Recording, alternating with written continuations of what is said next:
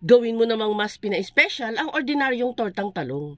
Hindi lang ito mas pina-espesyal dahil mas pinasarap at mas pinasustansya pa ang ating tipikal na tortang talong. Umpisa na agad natin. Dito ay mayroon tayong 3 pirasong mga talong. Gaya ng ordinaryong tortang talong, iihawin din po natin ang mga ito. Pero bago natin yan ihawin, tutusok-tusukin muna natin ito ng tinidor bago natin ito lutuin. Para po may labasan ng init kapag iihawin na natin. Iihawin lang natin ang mga talong dito sa ating kalan. Kung di ninyo preferred ang pag-iihaw ng talong, pwede naman po itong pakuluan na lamang para lang po matanggal natin yung pinakabalat ng talong. Once matusta na ang balat nitong mga talong, ay pwede na po natin itong hanguin.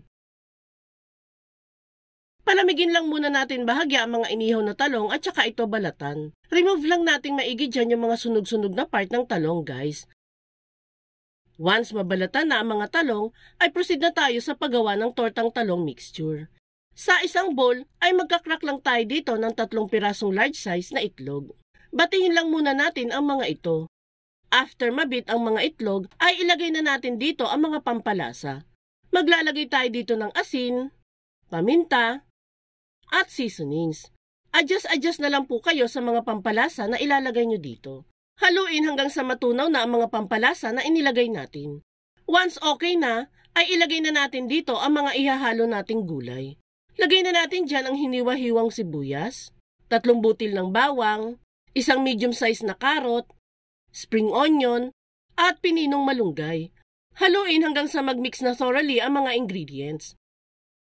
Once mahalo na, ay maglalagay naman tayo ng estimated 3 tablespoon ng tubig.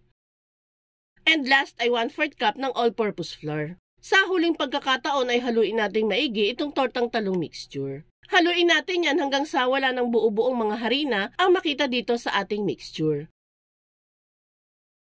And once okay na, ay proceed na tayo sa pag-assemble.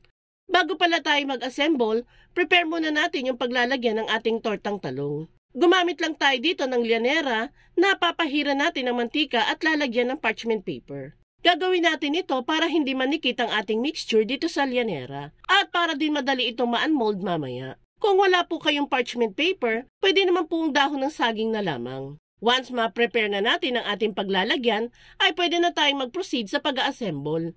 Unahin muna nating ilagay sa lianera itong mga naihaw nating mga talong. Gamitan lang natin ito ng tinidor para ma-flat natin maigi dito ang talong. Mas mainam kung nakatayo dito yung pinakatangkay ng ating talong. After maiayos ang talong dito, ay pwede na nating lagyan ng mixture itong lianera. Huwag lang natin itong masyadong kapunuin dahil aalsa pa po kasi ito at baka po mag-overflow kapag nadamihan natin ng mixture. Kapag nalagyan na natin lahat ng mixture, maglalagay naman tayo ng hiniwa-hiwang hotdog dito. Mas maganda kasing tignan kapag lalagyan ito ng hotdog at mas makakatiyak tayo na kakainin ito ng mga bata. Punuin lang natin ng hotdog ang buong lianera. After mag-assemble, ay pwede na natin itong lutuin. I-steam lang po natin itong ating tortang talong ng 15 minutes nang nasa medium heat lamang po. Naglagay din po pala ako ng tela sa takip ng steamer para po hindi matuluan ng tubig itong niluluto natin. Balikan natin ito after ng 15 minutes. Makalipas ang 15 minutes na pag-i-steam nito, ay pwede na natin itong hanguin.